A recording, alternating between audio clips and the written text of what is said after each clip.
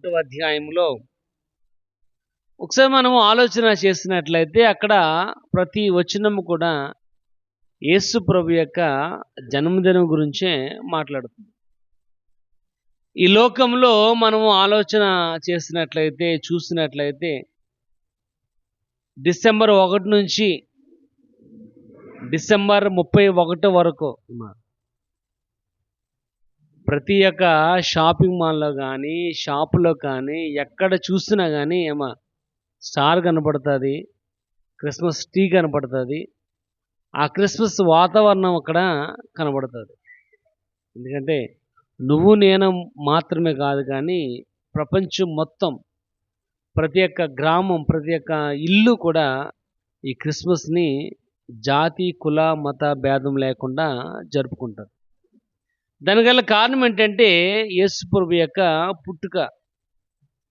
కానీ ఇప్పుడు మనం ఆలోచన చేస్తున్నట్లయితే ఈ యొక్క క్రిస్మస్ పండగలో ఆ పండగకి కారణమైన వ్యక్తే కనబడట్లేదు. ఆ పండగకు కారణమైన వ్యక్తి ఎందుకు కనబడతలేదంటే దాని తప్ప అన్నీ మనం చేస్తున్నాం. క్రిస్మస్ వస్తుందంటే ఏ బట్టలు కొనుక్కోవాలో అని ఆలోచన చేస్తాం. క్రిస్మస్ వస్తుందంటే ఇల్లు శుభ్రం చేసుకోవాలనుకుంటాం. క్రిస్మస్ వస్తుందంటే ఏం వండితే బాగుంటుంది అని ఆలోచన చేస్తూ ఉంటాం.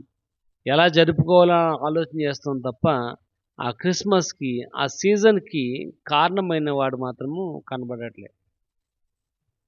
ఒక ఫుట్బాల్ గేమ్ జరుగుతుంది, అటు ఇటు వైపున క్రీడాకారులు ఉన్నారు, ఎంపైర్ ఉన్నారు, ఆ ఫుట్బాల్ చూడడానికి ప్రేక్షకులు ఉన్నారు, దాన్ని చిత్రీకరించడానికి ఫోటోగ్రాఫర్లు ఉన్నారు. కానీ బాల్ లేదనుకోండి, ఆ ఫుట్బాల్ ఆడటానికి ఆ బాల్ లేకపోతే ఆ గేమే లేదు. ఇక్కడ మనం కూడా అలాగే చేస్తూ ఉంటాం, అన్నీ చేస్తూ ఉంటాం, సెలబ్రేషన్ చేస్తూ ఉంటాం. పండగ వాతావరణం కనబడేలాగా మంచి మంచి వస్త్రాలు ధరిస్తూ ఉంటాం, సంతోషంగా ఆహ్లాదంగా ఉంటాం. భోజనాలు ఏం ఏర్పాటు చేయాలి, భోజనాలు ఏం గిఫ్ట్లు పొందుకోవాలో గిఫ్ట్ల కోసం చూస్తూ ఉంటాం, క్యాలెండర్ కోసం చూస్తాం, అన్నిటి కోసం చూస్తూ ఉంటాం. కానీ క్రిస్మస్లో క్రీస్తే లేకపోతే అది క్రిస్మసే కాదు. కానీ ఇక్కడ ఈ వచనాలు మనం చదివినట్లయితే అక్కడ ఆ గాబ్రియేలు దూత మరియతో మాట్లాడుతుంది. అక్కడ ఏమైనా దయాప్రాప్తురాలా నీకు శుభం. ఏంటా శుభం అంటే అక్కడ రాయబడుచుంది, దేవుడు నీకు తోడై ఉన్నాడు కనుక నువ్వు గర్భవతివై కుమారుని కంటావు. ఆ కుమారుని పేరు ఏం పేరు అంటే యేసు అని పెట్టాలి. యేసు అంటే రక్షకుడు, నేను రక్షించేవాడు. ఇక్కడ క్రిస్మస్ అంటే ఒక రక్షకుని యొక్క జన్మదినం గురించి నువ్వు నేర్చుకుంటున్నావు. క్రిస్మస్ అంటే యేసు ప్రభు నీ కోసము రక్షకునిగా ఈ లోకంలో జన్మించాడు అనేదాన్ని నేర్చుకోవటమే, గుర్తించడమే. ఎందుకంటే ఉదయకాలం మనం నేర్చుకున్న మార్కు సువార్త 9వ అధ్యాయంలో అక్కడ ఉన్న పేతురు, యాకోబు, యోహాను అంటున్నారు, ఇదిగో ప్రభు మనం ఇక్కడే ఉందాం. ఎందుకంటే నీకో పర్ణశాల, మోషే గోటి, ఏలియా గోటి కట్టి ఇక్కడే ఉందాం. ఎందుకంటే మాకు తెలుసు ఏలియా వస్తాడని అనే జ్ఞానాన్ని కలిగిన వారుగా ఉన్నారు తప్ప యేసు ప్రభుని గుర్తించేవారుగా కనబడట్లేదు. ఇక్కడ రాయబడుచుంది, what is the real meaning of the Christmas. Christmas గురించి ఏంటి అర్థము, అంత ప్రాముఖ్యతగా ఏమి చెప్తుందో నేర్చుకుందాం ఈ దినమున. ఎందుకంటే ఆయన ఈ డిసెంబర్ నెలంతా రీజన్గా ఉన్నాడు.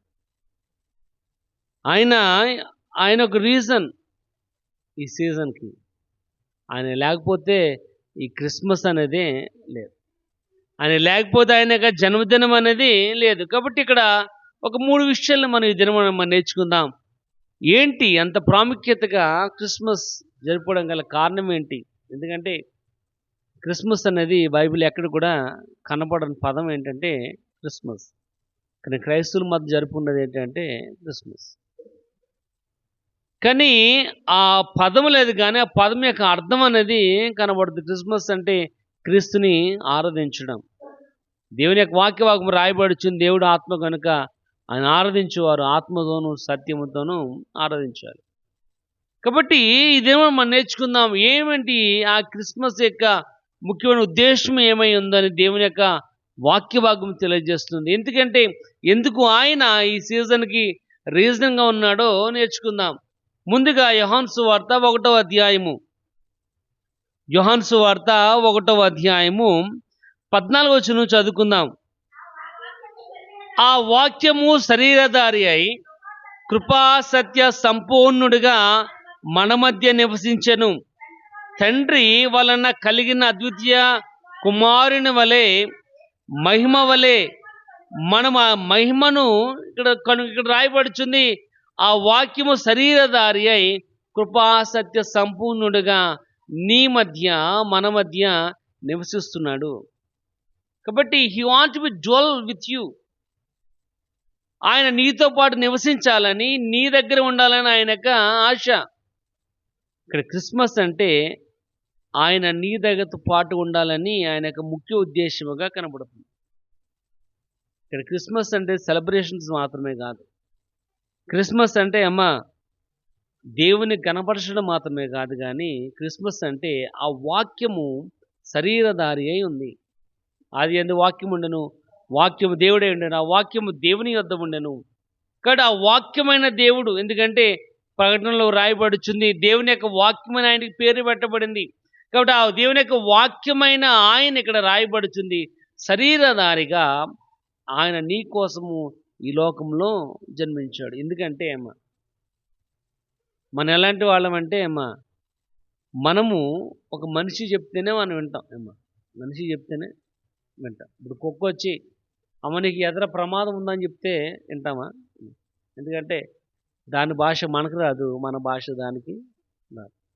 చెప్తా, దానికి తెలుసు, సిగ్నల్ తెలుసు, ఇది ఎదుర ప్రమాదం ఉందని దానికి తెలుసు. కానీ మన దగ్గరికి వచ్చి బౌ బౌ అంటుందా తప్ప నువ్వు ఎలాగ పడిపోతావు అని చెప్తుంది, మనకి చెప్పదు. కాబట్టి మనిషి మాటే వింటాడు. కాబట్టి ఆ మనిషి రూపంలో వస్తేనే తప్ప నువ్వు మాట విన్నావు. ఇక్కడ రాయబడుచున్న ఆ వాక్యము శరీరధారి అయి కృపాసత్య సంపూర్ణుడిగా నీ మధ్య నివసిస్తుంది అని. కాబట్టి నీతో పాటు ఉండాలని ఆయనకు ఉద్దేశం. నీతో పాటు మమేకమైన వారిగా ఉండాలని. ఎందుకంటే అక్కడ రాయబడుచుంది ఆదికాండం 1వ అధ్యాయం 26వ వచనంలో మన పోలిక చెప్పున, మన స్వరూపము చెప్పున ఒక నరుణ్ణి సృజించాలి. ఎందుకంటే యాజ్ ఇట్ ఈజ్గా ఆయన ఎలాగున్నాడో నువ్వు అలాగ ఉండాలని, ఆయనతో పాటు ఆ మనిషితో పాటు ఉండాలని. దేవతల కంటే దూతల కంటే ఒక చిన్న తక్కువ స్థానం అయినప్పటికీ ఆయన వలే నేను తయారు చేయడం గల కారణం ఏంటంటే ఆయన నీతో పాటు ఉండాలి. ఎందుకంటే ఆదామును చేశాడు, ఏం చేశాడు వాని కోసం ఒక తోట నిర్మించి ఆ తోటలో పెట్టి సమయం ఉన్నప్పుడంతా కూడా వెళ్ళి ఆ ఆదాముతో మాట్లాడుతూ సంచారం చేస్తూ తోటలో జస్ట్ టైంపాస్ కోసం మనం మార్నింగ్ వాకింగ్ వెళ్తాం కదా అందరం కలుపుకొని, అలాగే కాసేపు చిట్ చాట్ చేస్తూ అలా ఉంటున్న సమయంలో ఒకసారి అంటున్నాడు 3వ అధ్యాయంలో, ఆదాము నువ్వు ఎక్కడున్నావంటే, ప్రభా నీ స్వరం విన్నప్పుడు నేను దిగంబరిగా ఉన్నాను కనుక నీకు భయపడి నేను పారిపోయాను. కానీ పాపం వల్ల ఏమైందంటే గ్యాప్ వచ్చేసింది. దేవుని యొక్క మాట వినటానికి అవకాశం లేకుండా పోయింది. కాబట్టి అయినప్పటికీ దేవుడు ప్రేమ స్వరూపి కనుక దేవుడు మానవుని ప్రేమించాడు. ఎందుకంటే దేవుడు లోకమును ఎంతో ప్రేమించాడు. కాబట్టి ఆయన నేను ప్రేమించాడు కనుక నీతో పాటే ఉండాలని ఆయన యొక్క ఉద్దేశం. అందుకే ఆయన ఈ లోకంలో జన్మించాడు, టు డ్వెల్ విత్ యూ, నీతో పాటు నివసించాలని ఆయన ఉద్దేశం. ఇక్కడ అదే మాట అంటున్నాడు, ఆ వాక్యం శరీరధారి అయి కృపాసతి సంపూర్ణుడిగా మన మధ్య నివసించెను. తండ్రి వలన కలిగిన అద్వితీయ కుమారుని మహిమ వలె మనము ఆయన మహిమను కనుగొంటిమి. కాబట్టి we want to be with you. ఇక్కడ ఆయనతో పాటు మనం ఉండాలని, ఆయన నీతో పాటు ఉండాలని, ఆయన ఈ లోకంలో ఒక సామాన్య మానవునికి ఈ లోకంలో ఆయన జన్మించాడు. కాబట్టి క్రిస్మస్ అంటే మనం గుర్తుంచుకోవాల్సిన విషయం ఏంటంటే యేసు ప్రభుతో పాటు నేను ఉన్నాను అనే విషయాన్ని. ఆయనతో పాటు నేను ఉన్నాను, ఎందుకంటే ఆయన నాతో పాటు ఉన్నాడు. ఎక్కడైతే మత్తయి సువార్త 18లో రాయబడి ఎక్కడైతే ఇద్దరు ముగ్గురు కూడి నా నామని స్తుతిస్తారో నేను వారి మధ్య ఉంటానన్నాడు. ఇక్కడ ఇద్దరు ముగ్గురు కంటే ఎక్కువ ఎక్కడైతే కనబడతారో వారి మధ్య ఆయన ఉంటాడు. కాబట్టి ఎప్పుడైతే మనం ఇద్దరు ముగ్గురుగా కూడామో తప్పకుండా ఆయన ప్రసన్నత మన మధ్య కనబడుతుంది. ఆయన మనతో పాటు ఉంటాడు. చూడండి, ఇక్కడ రాయబడుచుంది, ఒకసారి చూడండి. నిర్గమకాండము 40 అధ్యాయము. నిర్గమకాండము 40 అధ్యాయము. నిర్గమకాండము 40 అధ్యాయంలో చూడండి 34 వచనం కానీ చదువు. 34, 35 వచనాలు. అప్పుడు మేఘము ప్రత్యక్ష గుడారమును కమ్మగా యెహోవా తేజస్సు మందిరమును నింపెను. ఆ మేఘము మందిరము మీద నిలిచి ఉండుట చేత మందిరము యెహోవా తేజస్సుతో నిండెను గనుక మోషే ప్రత్యక్ష గుడారములోనికి వెళ్ళలేకపోయాడు. ఇక్కడ రాయబడుచుంది, దేవుడైన యెహోవా ఇశ్రాయేలు జనాంగంతో, ఎందుకంటే ఆయన వారి కోసమే ఏర్పాటు చేయబడిన వారని, వారితో పాటు ఉండాలి. ఎందుకంటే ఇప్పటి వరకు కూడా సీనాయి పర్వతం మీద ఉండి మోషేతో మాట్లాడిన ఆయన, ఇప్పుడు ఈ క్షణం నుంచి నేను మనుషులతో పాటు ఉండాలి, వారి మధ్య నేను ఉండాలని ఒక ప్రత్యక్ష గుడారమును ఏర్పాటు చేసి దాంట్లో అతి పరిశుద్ధమైన స్థలములో ఇదిగో నేను ఉంటాను, అతి పరిశుద్ధమైన స్థలంలో నేను వస్తాను, వచ్చినప్పుడు మీరు నా మహిమను చూస్తారు, నేను మీ మధ్య ఉంటానని ఆ 12 గోత్రములను ఆ యొక్క ప్రత్యక్ష గుడారము చుట్టూ పెట్టుకుని ఆయన వారి మధ్య ఉండి ఆ ప్రత్యక్ష గుడారాన్ని మోసుకుంటూ వారు ప్రయాణము వెళ్తున్నట్లుగా మనం చూడగలం పాత నిబంధనలు. ఇక్కడ ఆ వ్యక్తి ఇక్కడ రాయబడుచుంది, శరీరధారిగా కృపా సత్య సంపూర్ణుడిగా నీ మధ్య నివసిస్తున్న అదే క్రిస్మస్. క్రిస్మస్ అంటే క్రీస్తుని కలిగి ఉండటమే క్రిస్మస్. ఒకవేళ క్రీస్తుని మనం కలిగి లేకపోయినట్లయితే నువ్వెన్ని క్రిస్మస్ జరుపుకున్న ప్రయోజనం అనేది లేదు.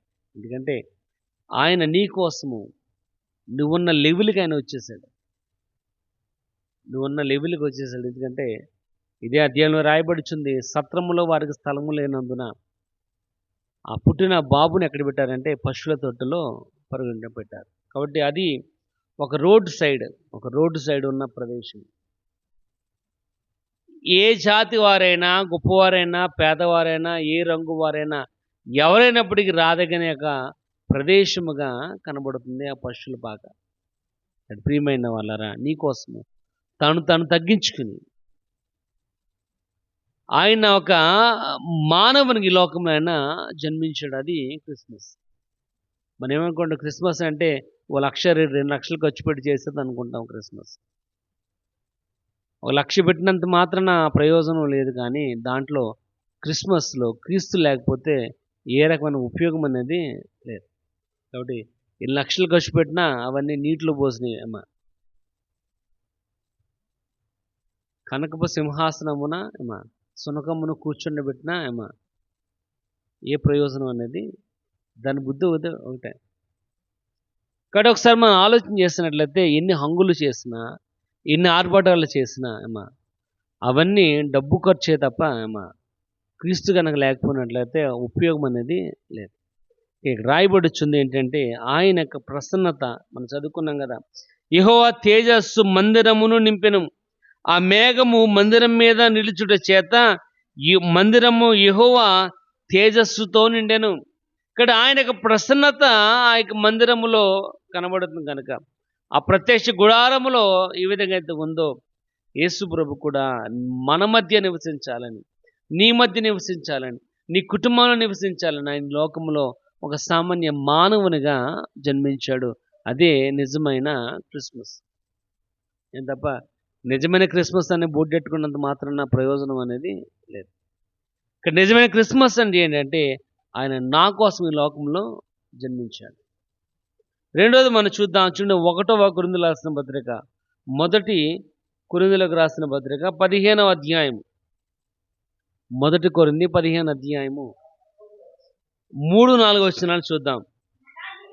నాకు ఇయ్యబడిన ఉపదేశమును మొదట మీకు అప్పగించితిని, అదేమనగా లేఖనముల ప్రకారము క్రీస్తు లేఖనముల ప్రకారము క్రీస్తు మన పాపముల నిమిత్తము మృతి పొందెను, సమాధి చేయబడెను, లేఖనముల ప్రకారము తిరిగి లేచెను. చాలండి. ఇక్కడ రెండోది ఇక్కడ రాయబడుతుంది, క్రిస్మస్ అంటే ఏంటంటే టు గివ్ ఫర్గివ్నెస్, నీకు క్షమాపణ ఇవ్వడానికి కోసం, నిత్య జీవాన్ని ఇవ్వడం కోసం. ఒకటి క్షమాపణ, రెండవది నిత్య జీవం. ఎందుకు క్షమాపణ అంటే ఆజ్ఞ అతిక్రమమే పాపం, పాపం వల్ల వచ్చు జీతం మరణం. కాబట్టి ఈ పాపం ఏమైందంటే ఆ రోజున ఆదాము ఆ యొక్క దేవుని యొక్క మాటను అలక్ష్యము చేయటం వలన పాపం వచ్చింది.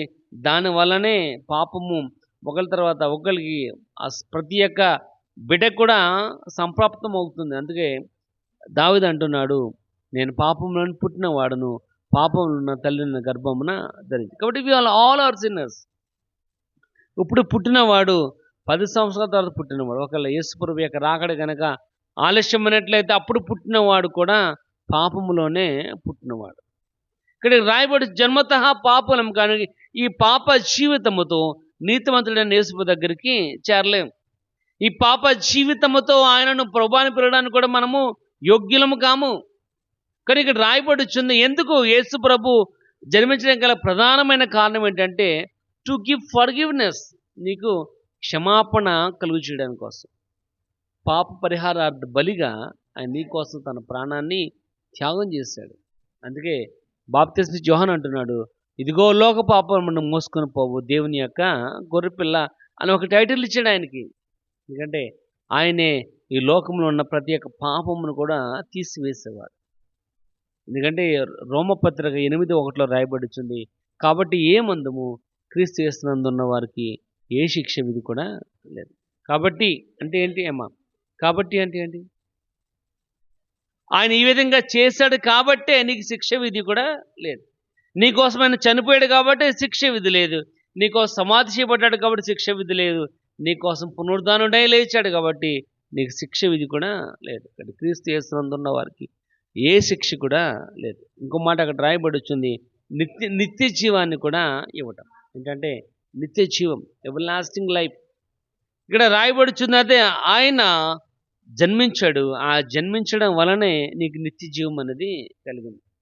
యోహాను 3:16 రాయబడుచుంది, దేవుడు లోకమును ఎంతో ప్రేమించాడు, తన అద్వితీయ కుమారునిగా పుట్టినవాని విశ్వాసం ఉంచి ప్రతివాడు నశింపక నిత్య జీవాన్ని, కాబట్టి నశించిన దానిని వెతికి రక్షించడానికి మనిషి కుమారుడు లోకానికి వచ్చాడు. కాబట్టి ప్రతి ఒక్క జీవి కూడా నశించిపోవడం ఆయనకి ఎంత మాత్రం కూడా ఇష్టం లేదు. పాపంలో ఉండి నశించిపోవడం ఇష్టం లేదు. కాబట్టి ఆయన నీకోసము చనిపోయాడు, నీకోసము సమాధి చేయబడ్డాడు, నీకోసము పునరుద్ధానుడై తిరిగి లేచాడు. కాబట్టి మనము ఆయన మరణంలో మనం ఉన్నాం, ఆయన సమాధిలో మనం ఉన్నాం, ఆయన పునరుద్ధానంలో కూడా ఉన్నాం. ఇది ఎప్పుడో వచ్చేదైతే కాదు, ఇప్పుడే మనం ఆయన మరణంలో ఉన్నాం. ఎందుకంటే ఎప్పుడైతే యేసుప్రభుని మనం అంగీకరించామో మనం ఏమైపోతామంటే ఆయన మరణంలో మనం పాలిభాగస్తులు అవుతాం. బాప్తిసం గురించి రాయబడుతుంది. ఎప్పుడైతే బాప్తిసం పొందుకున్నావో ఆయన మరణంలో నువ్వు పాలిభాగస్తులు అయ్యావు. రెండోది ఇక్కడ సమాధి చేయబడటం. కాబట్టి మనం కూడా సమాధి చేయబడినప్పుడు ఆయనతో పాటు నువ్వు కూడా సమాధి చేయబడ్డావు. మూడోది అక్కడ రాయబడుతుంది, లేఖనములు చెప్పినట్లుగా ఆయన మరణమును జయించి తిరిగి లేచాడు. ఈ లోకంలో మనం చూసుకున్నట్లయితే ప్రతి ఒక్క సమాధి కూడా ఫుల్గా ఉంటుంది, కానీ యేసుప్రభు సమాధి ఒకటి మాత్రం ఖాళీగా. ప్రతి ఒక్క సమాధి కూడా ఫుల్ ఫెడ్జ్డ్గా ఉంటుంది, కానీ ఖాళీగా ఉన్న సమాధి ఎవరిదంటే యేసుప్రభుది. ఎందుకంటే ఆయన నీ కోసము మరణమును జయించి తిరిగి లేచాడు కనుకనే నీకు నిత్య జీవం. ఒకసారి చూడండి 3:15 చదవండి ఒకసారి. యోహాను సువార్త 3:15. యోహాను సువార్త 3:15. ఎలాగెత్తునో అలాగే విశ్వసించు ప్రతివాడును నశింపక ఆయన ద్వారానే నిత్య జీవం. చాలండి. ఏంటంట, అరణ్యములో సర్పమును మోషే ఎలాగెత్తాడో, ఎప్పుడైతే అరణ్యంలో ఇజ్రాయేల్ జనాంగం ఉన్నప్పుడు దేవునికి వ్యతిరేకంగా వారు మాట్లాడటం జరిగింది, సణుక్కోవడం జరిగింది, గుసగుసలాడటం జరిగింది. ఎప్పుడైతే జరిగిందో తాపకరమైన సర్పాలు వచ్చినాయి, ప్రతి వారు కూడా కాటేసేసింది, పాయిజనస్ స్నేక్స్. ఇక్కడ ఆ విషయం ఎంత స్పీడ్ అంటే కుట్టిన నిమిషంలోనే వాడి ప్రాణాలని పోయేవాడు. కాబట్టి అనేక మంది చనిపోతున్నప్పుడు మోషే దగ్గరికి వచ్చింది ఈ యొక్క రిక్వెస్ట్. ఏంటి ప్రభా, ఏంటి మోషే గారు, ఏంటి ఇలా చనిపోతున్నారు అందరూ అంటే, దేవుడిని అడిగినప్పుడు ఆయన అన్నాడు, ఇదిగో ఇత్తడి సర్పనుడు చేసి అందరు కనబడే విధంగా దాన్ని నిలబెట్టు. ఇద్దరు సర్పణ చేసి అందరు కనబడే విధంగా నిలబెట్టినది ఎవడైతే పాము కరిచిన వాడు ఆ యొక్క ఇత్తడి సర్పాన్ని నిదానించి చూస్తాడో వాడికి మాత్రమే రక్షణ అని. వాడికి మాత్రమే రక్షణ. కానీ దాంట్లో చాలామంది చూసి ఉండకపోవచ్చు, ఇదేంటి, నేనేంటి, నా బ్రతుకేంటి, నేను అలాంటి వాడిని అండి, ఆ బొమ్మను చూద్దామా అని చాలామంది విర్రవీగిన వారు కూడా అక్కడ మనం ఉండొచ్చు అనుకోవచ్చు. అని అక్కడ రాయబడి వచ్చింది, చూసిన ప్రతి వానికి కూడా ఏమొచ్చిందంటే జీవం అనేది వచ్చింది. ఎప్పుడైతే పాము కరిచిందో ఆ విషయము తన మెదడులోకి వెళ్ళే ముందు ఎప్పుడైతే వాడు నిదానించి ఆ ఇత్తడి సర్పాన్ని చూశాడో వెంటనే వాడు ప్రాణాన్ని పొందుకున్న వాడుకున్నాడు. అటువలే ఇక్కడ రాయబడి వచ్చింది, క్రీస్తు కూడా విశ్వసించిన ప్రతి వాడు కూడా యేసు వైపు ఏం చేయాలంట, చూడాలి. చూస్తేనే రక్షణ, చూస్తేనే నిత్య జీవం, చూస్తేనే విమోచన. కాబట్టి చూడకపోతే ఏమి కూడా ఉపయోగం లేదు. అందుకే సామెతలు అంటున్నాడు, నువ్వు అటు ఇటు చూడక నీ ముందున్న దాన్ని ఏం చేయాలంటే నిదానించి చూడాలి. ఆయన ప్రభువైన క్రీస్తు. అందుకే చూడండి, మనమేమో బట్టల కొంటకి వెళ్ళాం, రాజమండ్రి బట్టల కొంటకి వెళ్ళినప్పుడే ఎంట్రన్స్లోనే పెట్టాడు ఒక బండి, ఎంట్రన్స్లోనే ఒక 2 వీలర్ బండి పెట్టాడు. ఫస్ట్ ప్రైజ్ ఈ బండి ఫస్ట్ ప్రైజ్ అని ఎంట్రన్స్లో పెట్టి, లోపలికి వెళ్ళగానే ఎంట్రన్స్లో బోర్డు పెట్టాడు, ఈ వారం వీడి తగిలిందని. మనమేమనుకుంటాం, మనకు కూడా కొంటే మనకు కూడా బహుమతి వస్తుందేమో అని వెళ్ళిన తర్వాత అవసరం లేని కూడా కొంటాం మనం. ఎందుకంటే దాన్ని ఆ కూపన్కి ఎంటర్ అవ్వాలంటే తగిన బిల్లు అనేది చెల్లించాలి. ఇప్పుడు మనం చెల్లిస్తాం ఎందుకు, ఎలాగైనా బొమ్మ కనపడింది, కొన్ని చోట్ల ఆడి కారు కనపడతాయి, కొన్ని చోట్ల కారు పెడతా ఉంటాడు, ఎందుకంటే అట్రాక్షన్ కోసం. అది వచ్చేదాని తర్వాత విషయం. ఇప్పుడేంది, దాన్ని చూడగానే మనలో ఏం కలుగుతుంది, ఒక 10,000 ఒక 5,000 బిల్లు చేస్తున్నా ఇప్పుడు మనకు కారు దొరుకుతుంది. ఒకవేళ దేని కృప ఉంటే ఏమవుతుంది, ఆ గిఫ్ట్ మనకి తగులుతుందని కొంటాం కదా, దానికోసమైనా కొంటాం మనం. ఇక్కడ రాయబడి వచ్చింది, నీ యొక్క జీవితమునకు రక్షణ కావాలి కనుక. ఇక్కడ నువ్వు పాపములో ఉన్నావు, మలినమైపోయిన నీ జీవితము పరిశుద్ధపరచబడాలి అంటే యేసు ప్రభుని అంగీకరించాలి. అందుకే యోహాను సువార్తలో రాయబడుచున్న నజరేయుడైన యేసు నామములోనే రక్షణ. ఇక్కడ ప్రియమైన వాళ్ళు, ఇక్కడ రాయబడుచున్న మాట ఏంటంటే, అరణ్యములో సర్పమును ఎలాగైతే మోషే ఎత్తాడో. అందుకే మీరు అబ్జర్వ్ చేస్తారు లేదో, డాక్టర్ అని తెలియాలంటే డాక్టర్ కార్ అని తెలియాలంటే దాని మీద ఒక సింబల్ కనపడుతుంది. చూడండి, పాము చుట్టుకుని ఉన్నట్లుగా ఉంటుంది. అదేంటంటే మెడికల్ సింబల్. ఎందుకంటే మోషే యొక్క సర్పం యొక్క ఐడెంటిఫికేషన్. ఎవరైతే ఆ సింబల్ ఉన్న వాళ్ళ దగ్గరికి వెళ్తారో వాళ్ళు తప్పకుండా స్వస్థత పడతారు, రక్షణ పొందుకుంటారండి, తన బలహీనతలో విడుదల పొందుకుంటారండి. కాబట్టి అది డాక్టర్ యొక్క సింబల్గా ప్రతి కారు మీద, డాక్టర్ కారు అయితే ఆ బొమ్మ, డాక్టర్ బండి అయితే అదే బొమ్మ ఉంటుంది. ఇక్కడ రాయబడుచుంది ఏంటంటే, నీ యొక్క జీవితంలో క్షమాపణ ఇవ్వడానికి, నీకు రక్షణ ఇవ్వడానికి ఒక సామాన్య మానవునిగా, ఆకారంలో మానవునిగా జన్మించిన ఆయన నీకోసం తన ప్రాణాన్ని త్యాగం చేశాడు కనుక ఆ బలిదానమే క్రిస్మస్. కాబట్టి he is the reason for the Christmas. కానీ మనం చేస్తుంటాం, ఆయన తప్ప అన్ని పనులు చేస్తూ ఉంటాం, క్రిస్మస్ ట్రీ పెడతాం, క్రిస్మస్ స్టార్ పెడతాం, క్రిస్మస్ తాత కనపడతాడేమో, కానీ యేసు ప్రభు మాత్రం ఎక్కడ కూడా కనపడ్డాడు. కానీ ఆయన చేసిన చారిటీ కనపడుతుంది ఏం చేస్తూ ఉంటాం, బట్టలు పంచి పెడుతూ ఉంటాం, బాక్సులు ఇస్తాం, గిఫ్ట్లు ఇస్తాం, ఆయన ఇస్తాం కానీ క్రిస్మస్లో క్రీస్తు మాత్రము కనపడట్లేదు. ఇక్కడ క్రీస్తు కనపడాలి అంటే ఒకటి, నా కోసం వచ్చాడు అనే విషయాన్ని గుర్తించాలి. మొదట అయినా యేసుక్రీస్తు అందరికీ ప్రభువు. కాబట్టి అందరికీ ప్రభు, అందరిలో నువ్వు కూడా ఉన్నావు ఏమా. మనం ఆట మీద కొటేషన్ రాస్తాం, అందరూ బాగుండాలి అందులో నేను ఉండాలని ఏమా. అలాగే యేసు ప్రభు కూడా అందరికీ, అందరిలో నువ్వు ఉన్నావు, నీకు మాత్రమే ఆయన దేవుడు. ఎవరైతే నమ్మిన ప్రతివాడు నశింపక నిత్య జీవాన్ని పొందుకోరు. అక్కడ రాయబడుచున్న మాట, నా మాట అయితే కాదు. నమ్ము ప్రతివానికి కూడా నిత్య జీవం. కాబట్టి యేసు ప్రభు ఈ లోకాన్ని జన్మించడం గల కారణం ఏంటంటే నీకు నిత్య జీవాన్ని ఇవ్వడం కోసం, నీ పాపములు క్షమించబడాలని. ఎందుకడ మనం చదువుకున్నాం కదా కొరింథీయులకు రాసిన పత్రికలో. చదవడం మళ్ళీ చదవడం వచ్చింది. క్రీస్తు మన పాపముల నిమిత్తము మృతి పొందెను. ఇక్కడ అదేమనగా లేఖనముల ప్రకారము క్రీస్తు మన పాపముల నిమిత్తము మృతి పొందెను అని రాయబడుచుంది. యెషయా 53వ అధ్యాయంలో రాయబడుచుంది, అతను పొందిన దెబ్బల చేతనే స్వస్థత. ఒక బొచ్చు కత్తిరించి వాని దగ్గర గొర్రె ఎలా మౌనంగా ఉండిపోతుందో ఆయన ఆ విధంగా మౌనంగా ఉండిపోయాడు. ఎందుకంటే నీ యొక్క రక్షణ నిమిత్తము, నీ పాప జీవితము తండ్రికి అంగీకార యోగ్యము కలిగేది కనుక.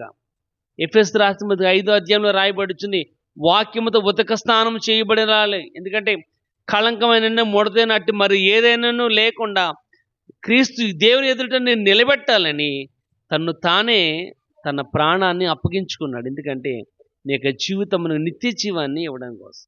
అందుకే క్రిస్మస్. అది క్రిస్మస్ అంటే యేసు ప్రభు నిన్ను క్షమించాడు. ఎప్పుడైనా నువ్వు క్రిస్మస్ సెలబ్రేషన్ చేసుకుంటున్నావో నీ పాపం క్షమించబడి ఉన్నాయి. దేవుడు నీకు ఎవర్లాస్టింగ్ లైఫ్ని ఇచ్చాడు. మూడోది చూద్దాం, అదే యోహాను సువార్త 1వ అధ్యాయము. యోహాను సువార్త 1వ అధ్యాయము 12వ వచనం చదువుకుందాం. తను ఎందరు అంగీకరిస్తురో వారందరికీ తన నామమున విశ్వాసం ఉంచిన వారికి దేవుని పిల్లలగుటకు అధికారాన్ని ఇచ్చాడు, హక్కునిచ్చాడు ఆయన. ఏంటంటే యేసు ఈ లోకంలో జన్మించడం వలన నువ్వు ఒక హక్కును పొందుకున్నావు, అధికారాన్ని పొందుకున్నావు. ఏంటంటే దేవుని యొక్క పిల్లలగుటకు అని రాయబడుతుంది. ఇక్కడ రాయబడి to became children of God. నువ్వు దేవునికి బిడ్డగా ఉండాలని ఆయన ఈ లోకములో ఒక సామాన్య మానవునిగా జన్మించాడు.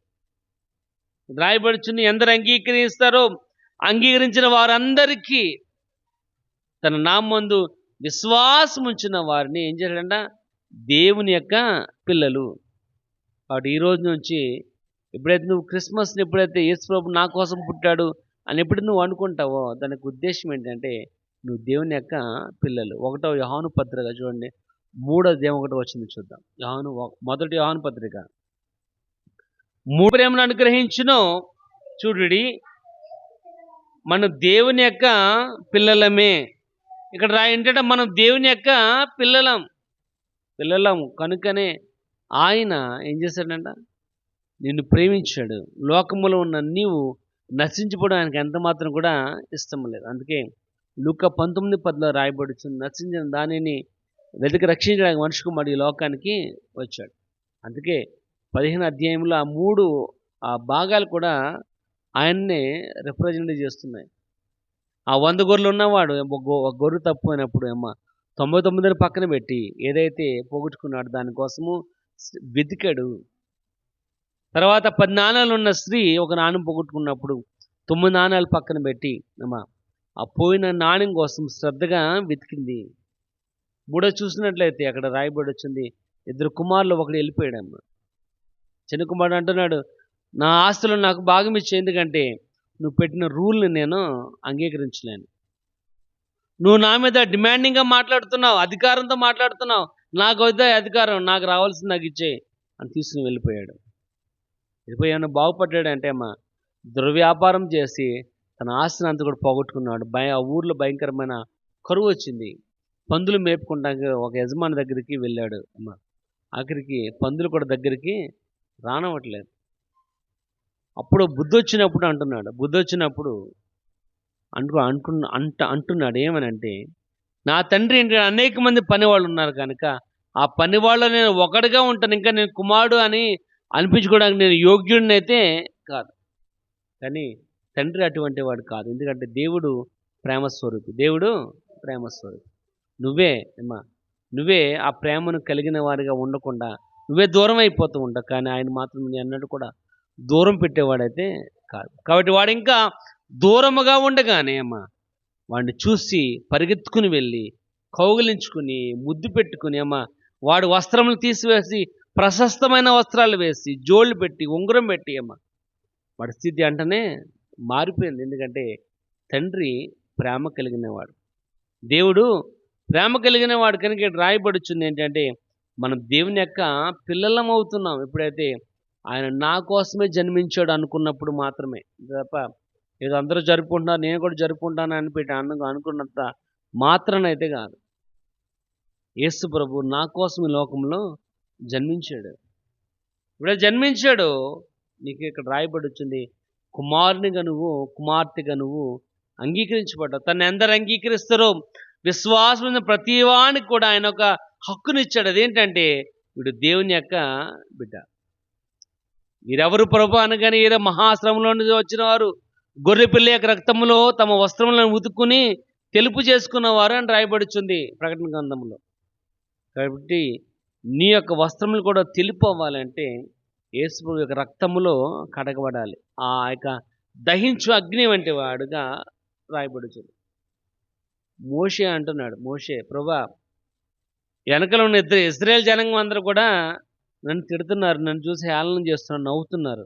ఏంటా నవ్వు అంటే మాట్లాడితే సేనా పర్వతం ఎక్కేస్తున్నావు, మాట్లాడితే దిగేస్తున్నావు, అని పిలిస్తే వెళ్ళిపోతున్నావు, అటు వెళ్తున్నావు ఇటు వెళ్తున్నావు, అంతమాల నా ప్రభువు నా దేవుడు అంటున్నావు, అసలు ఎలాగుంటాడో చూసావా నువ్వు అని మనం కూడా అంటూ ఉంటాం, హేళన చేస్తూ ఉంటాం. ఒకప్పుడు అందరూ ఇలా అంటున్నారు, ఏంటి ప్రభు సార్ నేను చూడాలంటే నువ్వు నన్ను చూస్తే నువ్వు తట్టుకోలేవు, నన్ను చూస్తే నువ్వు ఆ వెలుగు నువ్వు తట్టుకుని బ్రతకలేవు. బట్ ఇదిగో నేను అటు వెళ్తూ ఉంటాను, ఆ కొండ చాటు నుండి నువ్వు నన్ను వెనక వైపు చూడు, కొంచెం ఉపశమనం కలుగుతుంది నీకు అని ఇక్కడ రాయబడి. అటువంటి దహించు అగ్ని అంటే వాడు ఆయన. ఇక్కడ చూడండి ఒకసారి చూద్దాం. మొదటి యోహాను పత్రిక 4:9 చదువుకుందాం. చిన్న ప్రేమ ఏమవుతుందంట, ప్రత్యక్షం అవుతుంది. ఏంటంట, తండ్రి తన కుమారుని పంపించడం ద్వారా ఇక్కడ ఏం కనబడుతుందంటే ఆయన ప్రేమ ఎటువంటితో కనబడుతుంది. ఆ ప్రేమ ఏం చేస్తుందంటే నీ మీద ఉన్న యొక్క ప్రేమ, నీతో పాటు ఉండాలనే యొక్క ఉత్సాహం, నీతో పాటు ఉంటే అమ్మా చూడండి కొంతమంది ఉంటూ ఉంటారమ్మా ఫ్రెండ్షిప్లో ఏం చేస్తుంటారు, వాడితో మాట్లాడుతుంటే అమ్మా ఆమెతో మాట్లాడుతుంటే టైం తెలియదు, టైము ఎందుకంటే ఆ ఫ్రెండ్షిప్లో ఉన్న యొక్క బాండ్నెస్ అంతా స్ట్రాంగ్గా ఉంటుంది. కానీ ఒకరితో మాట్లాడుతూ ఉంటే ఎప్పుడు వదులుతాడు వెళ్ళిపోదాం అన్నట్టు ఉంటుంది. కానీ ఒకసారి మాట్లాడుతున్నప్పుడు మన ఫ్రెండ్తో మాట్లాడుతున్నప్పుడు మనకు బాగా హార్ట్ టచింగ్గా మా వ్యక్తితో మాట్లాడుతున్నప్పుడు ఇంకోసేపు అప్పుడేనా ఇంకోసేపు మాట్లాడవచ్చు కదా.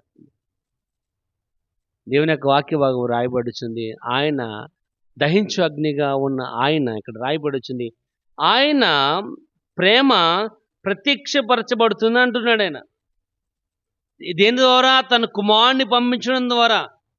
ప్రియమైన వాళ్ళరా, దేవుడు నీకు ఇచ్చిన గొప్ప ఆధిక్యత ఏంటంటే నువ్వు ఆయన పిల్లలు అవడానికి తగిన హక్కును ఆయన ఇచ్చాడు. ఏమి ఇచ్చాడంట, హక్కుని ఇచ్చాడు. అంటే ఏంటి అమ్మా, హక్కు అంటే ఏంటి అమ్మా, ఇంకా నువ్వు ఇంకో పేరు అనేది లేదు నీకు. ఏంటంటే నువ్వు దేవుని యొక్క పిల్లలు అంతే, హక్కు.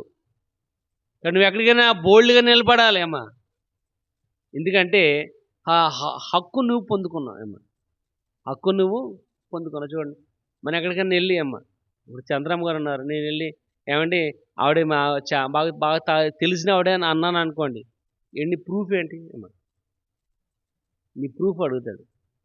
అదే ఆడు మనోడు సురేంద్ర వెళ్ళి ఆవిడ మా అమ్మ అండి, ఇది కూడా నా ప్రూఫ్ అండి అని పాడించడం మొక్క మీద పెట్టడం కూడా అమ్మ, మారు మాట మాట్లాడతా కూడా అది మన హక్కు. ఏంటంటే అటువంటి హక్కును కలిగి మనం ఇంకా దిగజారిపోయి ఇంకా మన జీవితం కోసమే ప్రాకులాడుతూ ఉంటూ ఇంకా మన జీవితం కోసమే ఇయ్యాల రేపా అన్నట్టుగా కాకుండా తినుము తాగుము సుగ్గించుము అన్నట్లుగానే ఉండిపోతాం. కానీ మన ఉన్న హక్కు ఏంటంటే ఈ క్షణంలో కనుక బగిటి తన్నితే ఈ క్షణంలో కనుక బగిటి తన్నితే ఆయనతో పాటు ఉంటాం, అది మన హక్కు. ఎందుకంటే అటువంటి హక్కు నీ యొక్క జీవితంలో కలగాలని ఒక సామాన్య మానవుని కానీ ఈ లోకంలో, ఎందుకంటే నక్కలకు బొర్రెలు ఉన్నవి, ఆకాశ పక్షులకు గూళ్ళు ఉన్నవి, మనిషి తలవాల్చుకున్న తలమైనను కూడా లేదు. కాబట్టి ఆయనకు స్థలము లేకపోయినప్పటికీ తన్ను తాను తగ్గించుకుని ఆయన ఐశ్వర్యవంతుడయ్యుండియు ఆయన ఐశ్వర్యం వలన నువ్వు అమ్మా అటువంటి ఐశ్వర్యం కలిగిన వారిగా ఉండాలని తన దారిద్ర్యమును కలిగిన వాడిగా ఉండి నీ కోసం ఆయన నిన్ను ఐశ్వర్యవంతులు చేయాలని ఆయన యొక్క ముఖ్య ఉద్దేశం. ప్రియమైన వలన అది క్రిస్మస్. కాబట్టి ఎప్పుడైతే క్రిస్మస్ మనం సెలబ్రేషన్ చేసుకుంటున్నామో, ఈ సీజన్కి రీజన్ అయిన మనం ఎప్పుడైతే జ్ఞాపకం చేసుకుంటున్నామో దాని యొక్క ఉద్దేశం ఏంటంటే, ఒకటి టు డ్వెల్ విత్ యూ, నీతో పాటు నివసించాలని ఆయన యొక్క ఉద్దేశముగా ఉంది. రెండోది to give forgiveness and ఎవలాస్టింగ్ life, ఒక నిత్య జీవాన్ని ఇచ్చి నిన్ను క్షమించాలని ఆయన యొక్క ముఖ్య ఉద్దేశం. మూడోది he want to make you children of God, దేవుని యొక్క బిడలుగా నేను చేయాలని ఆయన యొక్క ఉద్దేశం. అదే నిజమైన యొక్క క్రిస్మస్. అటువంటి క్రిస్మస్ సీజన్లో ఉన్న మనము దేవుణ్ణి నిజమైన మానవుడిగా అంగీకరిద్దాం. నిజమైన దేవుడిగా అంగీకరించి మన జీవితములను దేవుని కోసం త్యాగం చేద్దాం. అటు కృపను దేవుడు మనకు అనుగ్రహించలాగిన ప్రార్థన చేద్దాం. దేవుడు కొద్ది మాటలు మన వెనుకలు దీవించి ఆశీర్వదించును గాక.